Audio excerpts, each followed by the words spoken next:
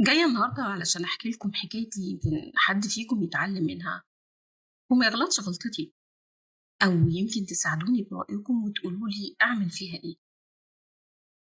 أنا سالي، بنت عندي 25 سنة، اتولدت في عيلة غنية جدا.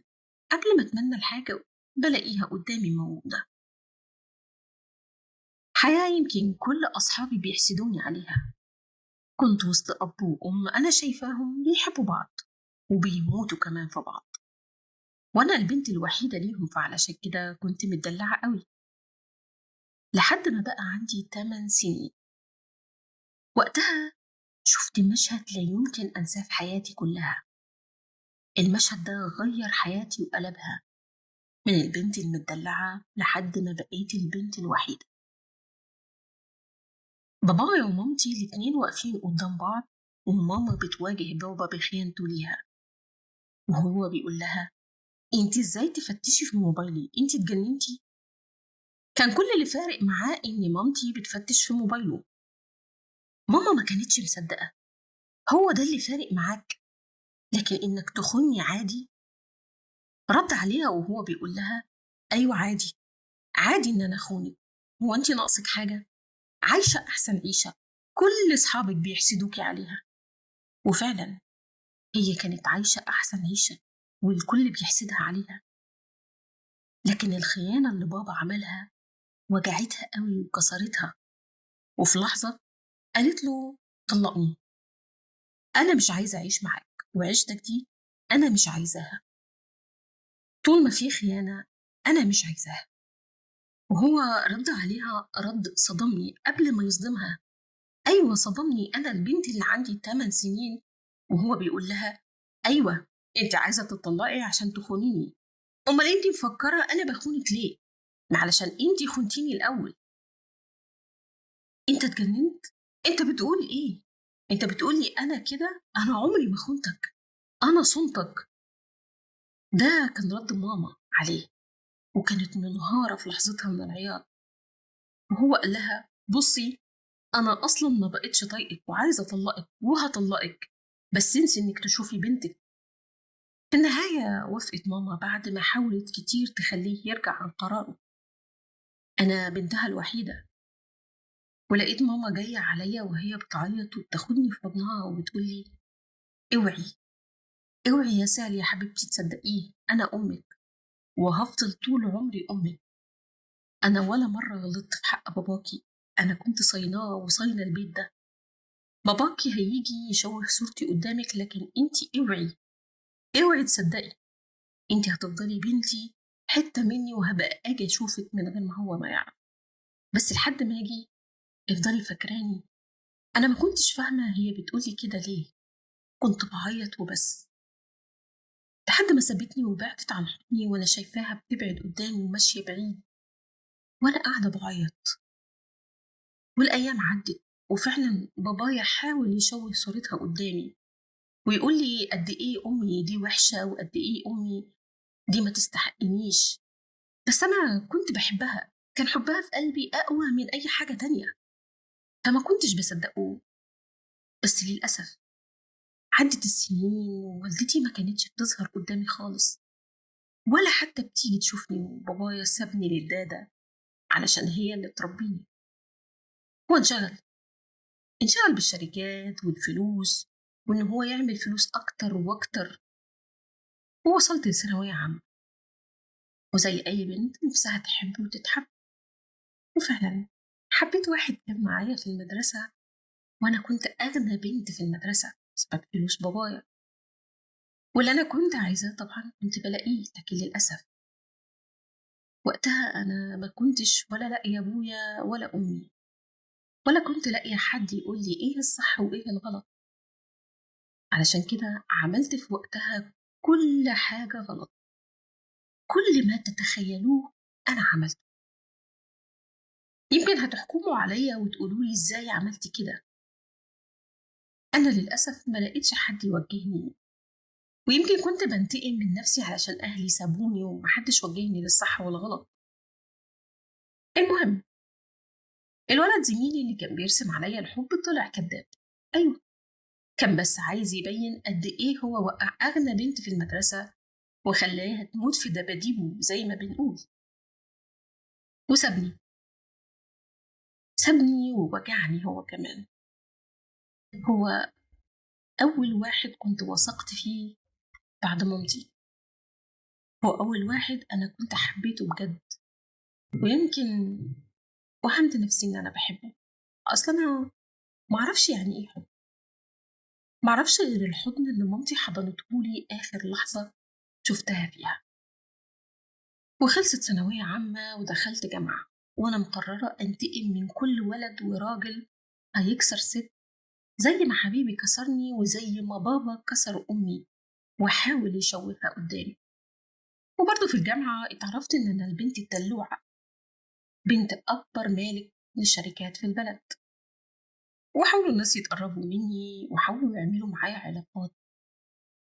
أنا كنت برفض، قالوا عليا متكبرة، وأنا فعلا كنت متكبرة عليهم. بس كان عندي صاحبتي الوحيدة اسمها رنا، هي اللي فضلت تسندني وماشية معايا، هي الوحيدة اللي كانت قبلاني، لكن هي كمان ما كانتش عارفة تحتويني.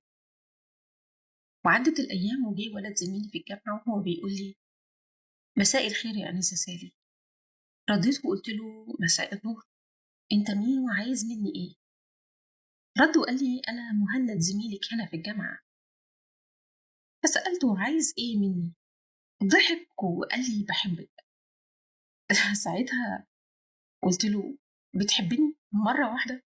أنت ما تعرفش أنا مين ولا إيه؟ رد عليا وقال لي: لأ، أنا عارف كويس أنت مين وصعبان عليا. استغربت، هو أنا ليه أصعب عليه؟ هو مش شايف شكلي ولبسي؟ ده أنا بلبس أحسن براندات وراكبة أغلى عربية في البلد. وبعدين قلت له: صعبان عليك؟ صعبان عليك ليه إن شاء الله؟ أنت أصلا إزاي تكلمني أنا بالأسلوب ده؟ أنت اتجننت؟ رد عليا وقال لي: لا أنا ما اتجننتش، لكن أنت صعبانة عليا علشان بتداري وجع ورا شكلك ورا أسلوبك مع الكل. أنت ضعيفة وهشة من جوه وأنا بحبك علشان أنا شايفك من جوه يا سالي، بس أنت مش قادرة تشوفي نفسك. بصيت له وما كنتش مصدقة إن حد قدر يفهمني رغم إن أنا كنت ببين عكس كده تماما. وقلت له: أنت مين أصلا وإزاي تكلمني كده؟ أنت ما تعرفنيش وإلا إيه؟ إيه الهبل اللي أنت بتقوله ده؟ أنا ولا موجوعة ولا فاضية، وعلى الله أشوفك قريب مني تاني، وإلا وقتها هتزعل. قال لي: أنا هزعل فعلا لو لقيتك لسه موجوعة. أنا بحاول أمدلك إيدي وأكون سندك، بس لو أنت رافضة أنا مش هقدر أفرض نفسي عليكي.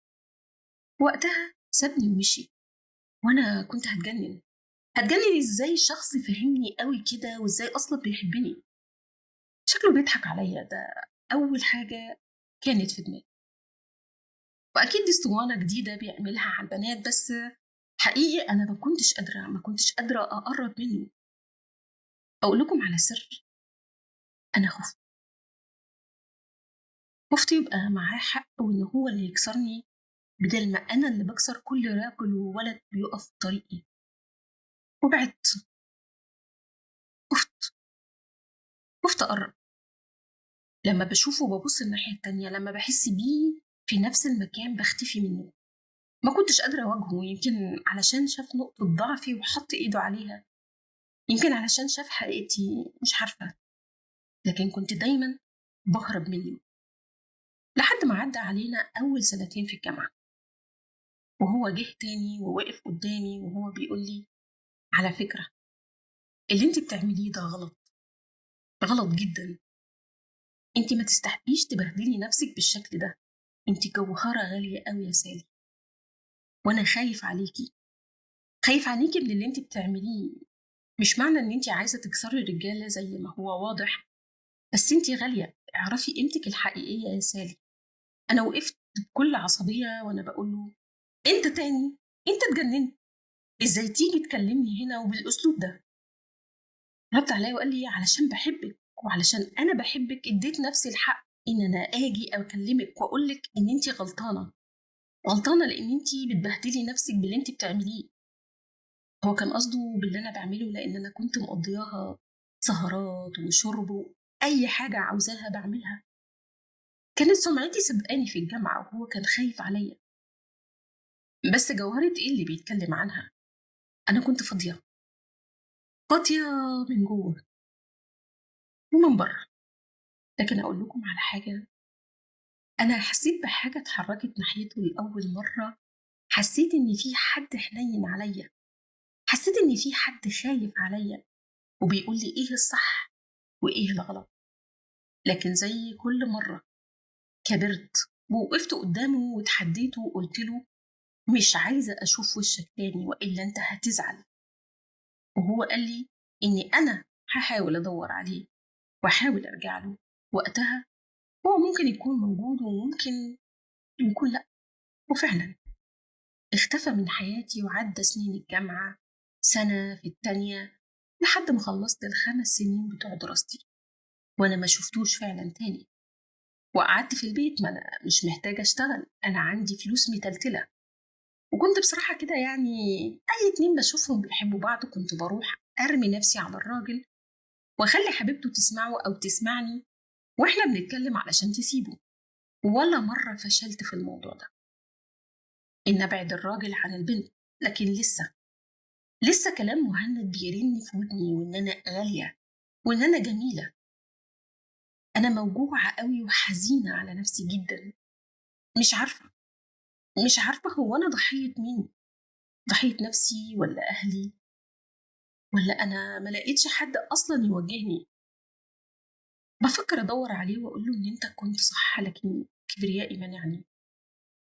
وأصلًا إزاي النهارده أخضع لراجل؟ مش الراجل ده اللي كسر أمي وهو برضه اللي كسرني وأنا في ثانوي؟ لأ، أنا لا يمكن أعمل كده. أنا بس نِفْسي ألاقي نَفْسي، نِفْسي ألاقي ولو جزء صغير. أنا تايهة. أنا مش عارفة عملت ليه كده وبوّظت حياة ناس كتير، وليه بوّظت حياتي، وليه ما مسكتش في أمل ظهر لي يمكن علشان ما فيش أي حقيقة كانت حواليّا. كلّهم كانوا كذابين. وقُلت كمان إن هو كدّاب. دي قصتي، يمكن أي أب وأم يسمعوها ويتعلموا منها ويعرفوا إن هُم محتاجين يصاحبوا عيالهم، ما يسيبوهمش يضيعوا زي ما أنا ضِعت. يمكن أنا كان عندي فلوس، بس الفلوس ما بتعملش كل حاجة. الفلوس ما بتشتريش أماننا وسلامنا. يمكن بتشتري كل حاجة لكن ما تقدرش تشتري سعادتنا. أنا من ساعة ما أمي سابتني وأنا حزينة، ولا يوم كنت فرحانة. حتى الحب اللي أنا فكرت إن أنا عِشته في ثانوي كان كذب. قولوا لي رأيكم ولو قصة النهاردة دي عجبتكم ومستنيين تسمعوا قصص لبنات وستات تانية فيها الحلو وفيها الوحش. اشتركوا في القناة وفعلوا زر الجرس واعملوا لايك على القصة دي لو عجبتكم. واستنوني القصص اللي جاية، قصص واقعية من حياتنا ومن حياة ناس تانية كتيرة قوي حوالينا. سلام.